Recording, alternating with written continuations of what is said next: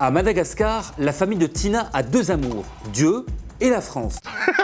Ça part mal quand même. Bio Tinder. J'ai deux amours, Dieu et la France. Tu veux devenir le troisième? Bonjour ou bonsoir à toutes celles et ceux qui nous regardent en replay. Si vous voulez un jour rejoindre la team live, vous êtes les bienvenus tous les mardis, jeudis et dimanches soirs dès 21h. Bonne rediffusion. Alors la vidéo, c'est malgré l'hostilité, elle prêche dans le métro. Ça a l'air d'être des fans de Jésus, des Jésus fanatiques. C'est un reportage. Enfin, je crois lui, il fait des reportages sur des gens, avec des gens qui vont prêcher dans le métro. Tous les jours, je me rappelle que Jésus est venu afin que je sois sauvé. Jésus Toi? Spécialement toi? vous aime. Quoi que vous soyez, qui que vous soyez. Ah mais les gens se moquent. Bonjour madame, je peux vous en donner un? Bonne journée. Et vous m'avez convaincu quoi. Vous en voulez un, monsieur? Vous n'avez pas le droit de faire ça. Hein. C'est comme ça, quoi. Ah, vous savez que vous pouvez pas. Hein. C'est complètement interdit. Hein. Bonne journée. Bonne journée, monsieur, dame.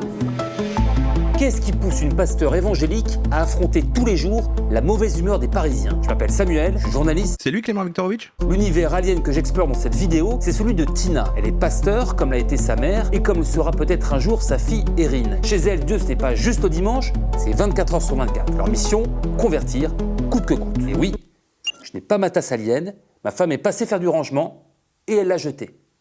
Et fais le rangement toi-même! Je suis un allié.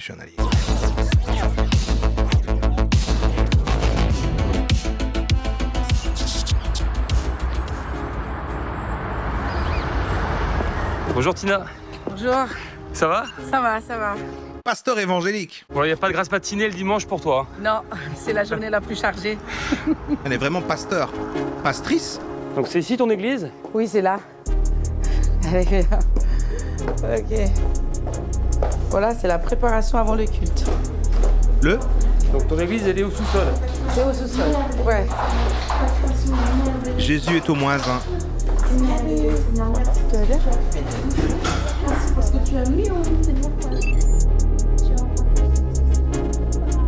Avant que les fidèles arrivent, on a besoin vraiment de mettre tout ça entre les mains du Seigneur. Donc elle prépare dans la prière, elle intercède, ça s'appelle de l'intercession. Donc voilà. Comme si elle chauffait la salle. Voilà. Le MC. Ici, t'as Erin. Bonjour Erin. Donc Erin, c'est ma fille. Voilà. Donc Ok. elle n'a pas le choix, elle est là tous les dimanches, je rigole. C'est vrai? Je crois que c'est un peu vrai, elle a pas le choix. Alors, maman, on va passer sur quelle chaîne là? Sur Agnès. Ça va, j'ai cru qu'ils étaient tous noirs et que si on critiquait c'est raciste, mais c'est bon, il y a elle. On peut critiquer.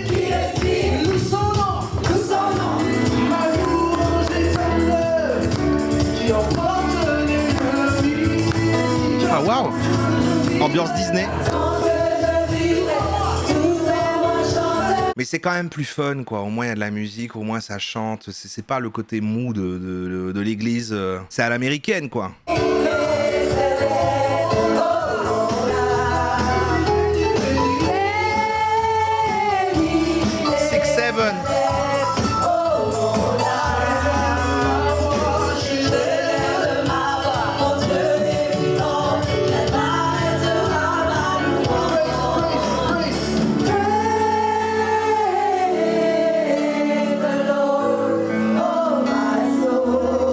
Praise the Lord.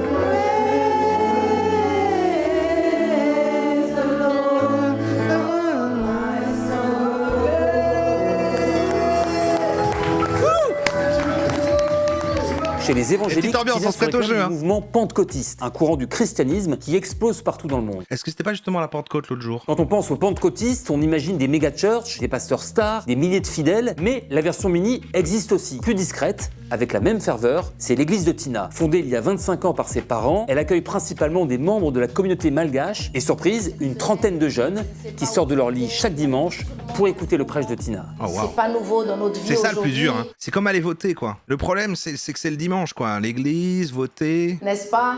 Les disputes au sein des familles, on se comprend pas. L'homme ne comprend pas la femme et la femme ne comprend pas l'homme. L'enfant ne comprend pas les parents. C'est du stand-up. Ah, vous, mesdames, en même temps, dès qu'on vous dit... Donc ne promène pas des regards inquiets. Amen. Car je suis avec toi. Ce matin, je te dis, tu n'es pas seul. Même si toute la terre entière t'abandonne, Dieu ne t'abandonnerait jamais. Jamais. Alors il est où? Il est où? Ça nos ressources, quoi, on va dire. Ça nous permet de nous fortifier et ça nous aide aussi dans la vie de tous les jours. En quoi ça t'aide dans la vie de tous les jours? Ça m'aide à tenir bon dans les épreuves, à tenir bon dans les projets qu'on entreprend. En fait, avoir la foi, c'est pas que ça donne confiance en soi, c'est que ça donne confiance au Seigneur qui, lui, met sa confiance en nous. Ouais, mais ça, voilà, ils ont leurs petites croyances, ils sont bien, ça leur fait plaisir. Il y a le côté communautaire, ça chante en plus, c'est pas mal, il y a une petite ambiance. Mais ça va. Maintenant, dans le métro, c'est différent. Parce qu'on est fragile, on a des faiblesses, des défauts, et on en est conscient. Donc si on se fie à nous-mêmes, on se déçoit certainement. Mais comme on n'a plus à avoir à compter sur nous-mêmes, sur notre propre force, mais que sur le Seigneur, bah, ça donne confiance en soi. Ah bah super, voilà. On fout rien de ces journées, on demande l'aide du Seigneur. Il y en a qui bossent, hein. J'ai réfléchi ce matin, Seigneur. Oh mon Dieu, mon roi. Ah, Jésus.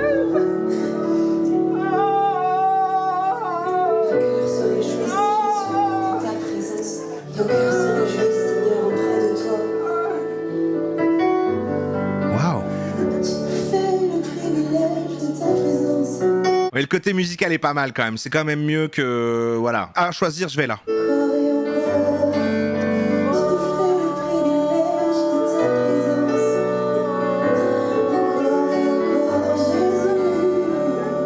Il y a un truc de communion, de tout le monde ensemble. Il y a un truc qui se passe, tout le monde chiale. Je vous ai vu pleurer tous les deux. C'est quoi? C'est de la... Je voulais savoir, vous êtes des bébés cadom ou... C'est la présence divine. On ressent vraiment la présence de Dieu ici. Donc ça nous procure la joie, la paix, la vie. Qu'est-ce que tu... Jamais il viendrait là, Jésus. Dans votre cave, là? Tu réponds aux mauvaises langues qui pourraient se dire, les évangéliques, ils en font trop. C'est vrai que d'un point de vue extérieur, moi-même, quand j'y pense avec du recul, si je suis pas dedans, je pourrais ne pas comprendre. Mais chacun a des épreuves, chacun passe des moments difficiles dans sa semaine. Et du coup, chacun aussi l'extériorise d'une façon différente. Donc parfois, tu peux avoir une semaine tellement dure. Celui qui parle comme ça. Moi, ça m'est déjà arrivé que j'ai une semaine tellement dure que quand je suis dans ce moment-là, c'est pas forcément des pleurs de tristesse, en Jésus, plus de joie, de me dire waouh, c'est bon, en fait, je suis dans ce lieu-là et je peux enfin tout relâcher. Un peu comme une séance psy mais gratuite. Ouais, voilà, exactement. C'est vraiment ça, le psy mais gratuit. Non. Tina ne se destinait pas du tout à devenir pasteur. Elle avait même trouvé sa voie, organisé des mariages. En mars 2015, elle vient des origines tout juste d'ouvrir son agence. Sa vie est lancée, mais un dimanche matin, dans la petite église de ses parents, quelque chose se passe. Une révélation selon Tina. Je suis venue à l'église comme tous les dimanches et je me plaçais souvent ici, à cette place. Voilà, j'étais exactement assise ici. Et ce jour-là, il s'est passé que j'ai senti quelque chose de très très chaud, mais vraiment de très très très chaud. Physiquement. Physiquement, c'était vraiment incroyable. Et puis je tremblais presque, mais c'était quelque chose qui venait comme ça sur moi. Donc, comme si tu reçois sur toi et que ça t'inonde tout ton corps, quoi. Ouais, c'est le pipi de Jésus. Hein. Et depuis ce jour, jusqu'à aujourd'hui, et je ne suis plus jamais la même personne. C'est un éveil spirituel, voilà, mais ça, il faut laisser les gens s'éveiller spirituellement, il n'y a pas de problème. Faut pas se moquer des croyances. Moi, je crois que c'était vraiment focus évangélisation dans la rue. On va y aller, je suis sûr. J'aimais les gens. Tu vois, cet amour m'a complètement changé. Il faut aimer les gens en plus. Qu'est-ce qui aurait pu se passer si t'avais pas eu cette révélation? Si ça ne serait pas passé, Excuse-moi, je t'ai vu derrière, j'ai vu tes cheveux et je me suis dit que j'allais venir te parler, voilà. je serais restée une mauvaise personne. À ce point-là? Ouais. Quoi, faudrait pas se moquer des croyances? Non, on peut, mais je dis ça, tu sais, je dis ça de temps en temps pour essayer de, voilà, pour temporiser, moquez-vous. Voilà, j'aurais continué dans ma vie de bêtises, tu vois. Je pense que j'aurais mal tourné, mais vraiment mal tourné. J'aurais été comme ce que vit le monde aujourd'hui, j'aurais été un requin, quoi. Tu vois. C'est ça, c'est ton animal totem? Sans me soucier de qui que ce soit, quoi. J'aurais été dans mon couloir et de ma réussite et puis c'est tout. Pour moi, tu vois, j'ai trouvé grâce aux yeux de Dieu. Donc c'est une grâce pour moi, en fait. Ce jour-là, dans un sous-sol? Dans un sous-sol, ouais.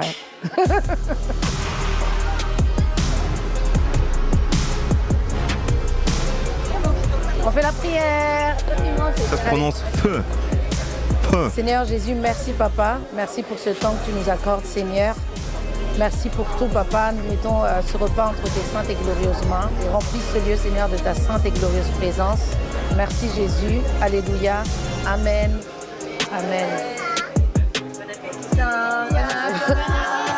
Alléluia. Au moins, ils ont des amis, hein. Je préférais quand même le temple 420 de la weed de l'autre fois, mais... C'est pas bizarre de prier en plein restaurant? Oh, des ramen tout nuls. La prière, pour moi, c'est une mode de vie et c'est d'être reconnaissant envers Dieu. Et je prie pour ça, en fait, à la base, tu vois. Et après, quand on prie... Alors qu'ils auraient pu se manger un bon testi crousti. Notre journée, voilà, que Dieu nous accompagne toute la journée. On prie aussi pour les gens, ceux qui sont malades, les situations, la famille. Et moi, personnellement, je me sens écoutée quand je prie. Par exemple, si j'ai des examens, Et tu crois que t'es le centre du monde? je dis souvent voilà, que le Seigneur, s'il peut m'aider, tout ça. Tu crois pas qu'il a autre chose à foutre? Il y a des guerres dans le monde. Tu crois qu'il fait, oui, elle a son examen quand même, je vais quand même l'aider pour son examen, mais... Oh! Franchement, j'ai jamais eu de problème avec l'école, quoi. Il tue des enfants, il donne le cancer à des enfants, mais il dira, mais quand même, elle, pour son examen, je vais quand même l'aider. Non mais oh! Pardon. Chez les évangéliques, il y a une mission incontournable, évangéliser. Autrement dit, prêcher la parole de Jésus à tous ceux qui ne sont pas chrétiens. Et pour accomplir cette mission, Tina a choisi un des terrains les plus hostiles au monde. Twitter. Métro parisien. En France, le prosélytisme religieux est légal, mais il ne doit ni harceler, ni troubler l'ordre public. Dans le métro, le règlement va dans ce sens. Tout comportement qui trouble l'ordre public peut être sanctionné. Alors pour éviter les contrôles, 4 jours par semaine, Tina et ses bénévoles sont en mode commando. Tout ça pour Dieu, gratuitement. Hein. C'est un peu une version géante de quand tu regardes une série et que tu veux absolument que des gens que tu connais la voient. Mais là, c'est des gens qu'elle connaît pas et la série, c'est Jésus. Bénis toutes les personnes que nous allons rencontrer. Ouais. Donc on y va, la ligne 1. Vas-y. Va voir. Seigneur Jésus. Monsieur, dame, bonjour. Pasteur, c'est pas son taf, à 100%. Et tu vis de ça? Je veux juste prendre 2 minutes de votre temps. Je suis pas là pour vous demander... Voilà, il me manque 20 cents pour prendre le métro. En fait, je suis déjà dedans, mais... Jésus a changé ma vie. Vous savez, moi, je suis heureuse tous les jours. Tous les jours, c'est Noël pour moi. Tous les jours, je me rappelle que le grand roi est né. Tous les jours, je me rappelle que Jésus est venu afin que je sois sauvée. Jésus vous aime. Amen. Quoi que vous soyez dans une religion, que vous soyez n'importe quelle origine, qui que vous soyez, Non, mais l'autre, il filme pour se moquer. Jésus vous aime. Merci de m'avoir écouté. Elle le dit gentiment. Bonne journée, que Dieu vous bénisse. Pour elle, elle veut aider, hein. Bonne fête. Bonjour. Bonne journée, monsieur. Vous avez fait là? On y va. Bonjour, madame. Je peux vous en donner un? Bonne journée. Que Dieu vous bénisse. Bonjour. Bonjour. Bonne journée. Vous en voulez un, monsieur? Bonjour. Je peux vous en donner un? Alors, la vie là-dessus. Alors, elle slay ou elle saoule? Smash or pass? Juste, Tina, excuse-moi, tu viens prêcher devant des Parisiens qui vont au travail, qui sont pas toujours de bonne humeur. Alors, métro, attention, maintenant tout le monde regarde par terre, tout le monde regarde ses pieds, tout le monde regarde le téléphone, personne se parle déjà, donc bon, déjà, même quand c'est pas pour Jésus, les gens créent pas de lien, alors t'imagines. Ah, franchement, Oui, c'est kamikaze. pourquoi tu fais ça? Tout simplement que j'ai envie de leur partager ce que moi j'ai reçu, tu vois. Justement, il n'y a rien qui vaut que nous soyons de mauvaise humeur, parce qu'il y a un plan où même, voilà, si nous sommes des Parisiens, on a le droit aussi à la joie, on a le droit à l'amour, on a le droit au sourire. Donc on partage ce que eux, ils n'ont pas à ce moment-là. Ouais, mais eux, ils ont peut-être un travail chiant, alors que toi, tu vas chanter, là. Voilà. On va descendre. Ah, les gens sont très très contre. Hein. Elle est pas méchante, la dame. Elle veut juste aider, elle croit que c'est bien. C'est un peu comme les woke, là, quand vous croyez que vous voulez aider le monde en disant ouais, il faut être plus tolérant, alors que, voilà, il y a des gens, ça les fait juste chier. C'est pareil pour moi, c'est pareil. Ah. La même chose. Je vous assurer un truc, avant j'étais une mauvaise personne, maintenant je suis En fait, il n'y a aucune différence. Et ça, il n'y avait que Dieu qui pouvait le faire. Merci. Que Dieu vous bénisse. Merci. Changez de foi. Hein. Et vous m'avez convaincu que Ouais, mon RGB t'as pas marché, ouais, j'ai vu. J'essaye, hein. J'essaye. Vous n'avez pas le droit de faire ça. Si on a le droit, on partage juste l'amour. Non, mais Non, on essaie. On n'essaie pas de convertir qui que ce soit, monsieur. il n'y a pas de avec ça. Mais on est Vous savez, les athées, vous savez. Vous savez, il y a tellement de choses qui se passent dans le métro, et ce qui est dommage, non, pas du tout, pas du tout, monsieur. Par contre, c'est vrai que là, c'est parce que c'est Jésus, mais c'est vrai qu'elle viendrait parler de l'islam dans le métro, les gens seraient sûrement plus agressifs et elle pourrait moins le faire. Bonne journée, Comme quoi, messieurs, dames. Bonne journée. c'est quand même Jésus qui a gagné. Hein. Que Dieu vous bénisse. C'est quand même lui le plus grand. On est en France, on est dans le pays de la laïcité. Qu'est-ce que tu dis aux gens qui se disent que tu veux imposer ta religion dans un espace public? La laïcité ne veut pas dire que tu ne peux pas parler de ta foi, d'abord. Tu vois, la laïcité, c'est une liberté, en vérité, de bien vivre ensemble. Je ne suis pas là pour vous juger. Ce que tu fais, c'est du prosélytisme. Alors, prosélytisme, je ne suis pas là pour Alors déjà, t'es moins compliqué là. avoir des adeptes. Je ne suis pas là pour inviter des gens dans mon église. Si. Le prosélytisme, c'est vraiment d'y aller, de convaincre les gens. Il y a quand même ces réactions-là, de gens qui disent... Mais ils sont les bienvenus. Oui, bien sûr, bien sûr. Beaucoup de personnes vont penser tout de suite à la religion et à ce que je convertis quelqu'un à quelque chose. Mais moi, je partage. J'ai un peu envie d'y aller, excuse-moi. J'ai un peu envie d'y aller juste pour les chansons. J'étais quelqu'un dévalorisé, mais quand j'ai rencontré Jésus, tout a changé. Ah, il y a un stérion. Personne peut être choquée, oui, je les comprends. D'un autre côté, s'ils ne font pas ça, comment pouvez-vous accéder à cette information? Vous pouvez rejeter ou accepter, mais ça vous donne l'opportunité d'avoir l'information. Vous êtes vous-même croyante? Oui. Ah, voilà, on gratte un peu, on gratte un peu. Même si Tina reçoit parfois quelques soutiens, prêcher dans le métro reste une mission à haut risque. En 8 ans, au-delà des insultes quasi quotidiennes, son équipe a subi 5 agressions physiques. Sa fille Erin, 18 ans, en a elle-même été victime. La semaine dernière, c'est une personne, en fait, elle est venue, elle m'a agressée. Donc, elle m'a vraiment pris et tout ça. Donc, ça a été assez tendu. Moi, la première fois, c'était une personne qui m'avait insultée. Et la deuxième fois, c'était un peu plus dur. C'était un monsieur qui s'est approché de moi, il avait une canne. Et il a voulu être même violent. Et donc ce jour-là, voilà, les personnes, ils étaient Non mais ça va pas non plus quoi, attends. mis entre le monsieur et moi, en calmant le monsieur, en le prenant, et il avait fini par sortir du métro. Imagine, t'es tellement énervé qu'on parle de Jésus. Ah non, pas lui, hein. Pas lui, hein, je vais vous frapper.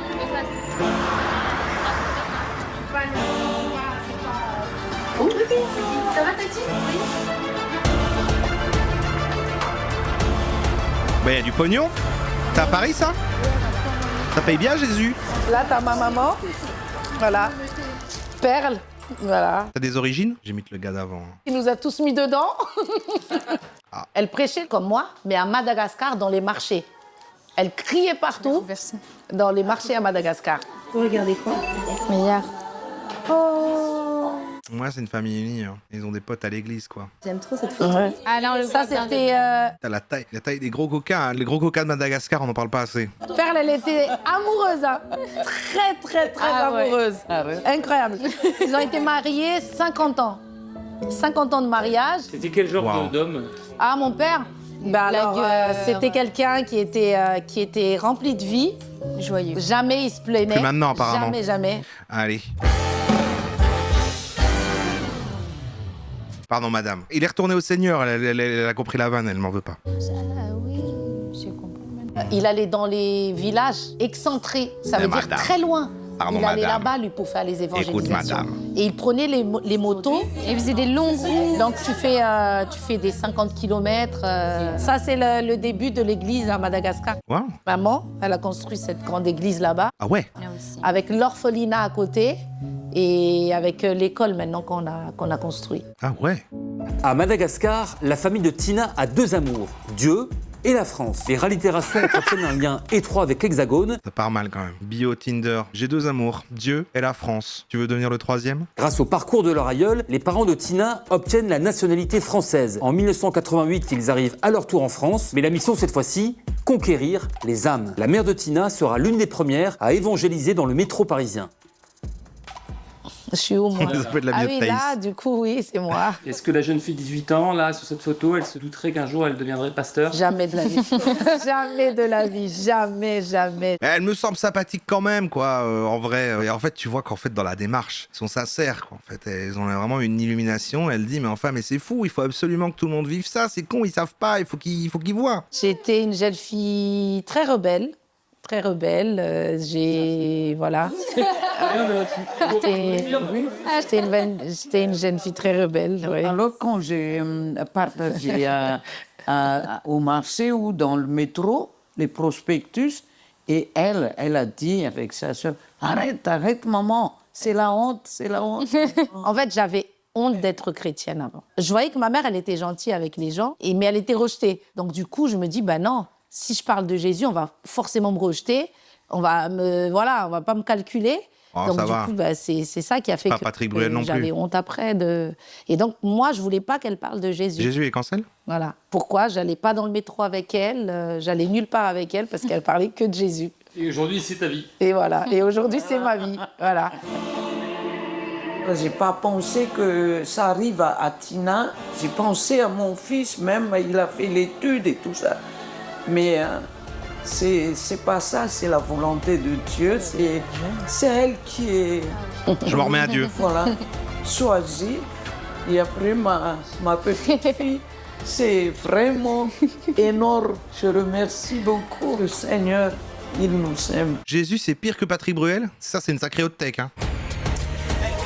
Je parlerai. Jésus aimait la merde? C'est... Pardon, c'est vraiment blasphématoire. Je m'excuse auprès de... Je vais vous en donner. C'est... Bonjour. Ce que tu as fait pour moi. Mesdames et messieurs, l'amour de Jésus, ce plaisir éternel est différent que le plaisir qu'un homme peut vous donner. C'est encore plus bizarre quand ils sont jeunes, parce que je me dis, ok, voilà, les vieux, ils sont en religion et tout, mais là, t'as elle qui rentre, qui a l'air d'être qui est une ado, quoi, qui est là, et elle fait, ouais, voilà, Jésus, tu te dis... Toutes ces choses-là, mesdames et messieurs, ça va vous apporter un plaisir à un moment, ça va vous faire peut-être oublier vos problèmes durant un moment. Mais après une minute, même des heures ou des jours, ce plaisir-là va partir de votre cœur. Alors, mesdames et messieurs, voilà l'amour de Jésus, je vous le partage. Merci infiniment de m'avoir écouté. Il y a réellement un combat de valeurs. À revenir vraiment dans des vraies valeurs. Tu peux voir, peut-être Pareil ici, pour l'athéisme, dans un cette station, on n'a sens, pas comment beaucoup, ça? Mais voilà, tu as beaucoup de panneaux publicitaires.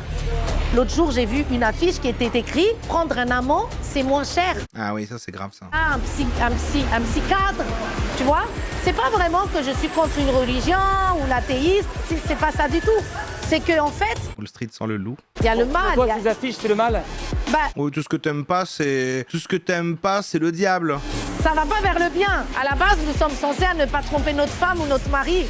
Donc je sais que on vit aussi, voilà, le diable, c'est le prince de ce monde. On n'oublie pas ça. Et qu'il y a un combat, pour nous en tout cas, et pour moi, spirituel, pour gagner Vraiment la merde dont elle parle. des âmes à recevoir cet amour. Ce combat spirituel dont parle Tina peut se résumer dans la vision évangélique à un affrontement entre le bien et le mal. Au cœur de cette vision, il y a un mot central, le péché. Chez les évangéliques, le péché n'est pas une métaphore, c'est une réalité morale. L'ivresse, l'adultère et aussi les relations homosexuelles sont considérées, selon leur lecture de la Bible, comme des péchés. Ah bah bravo.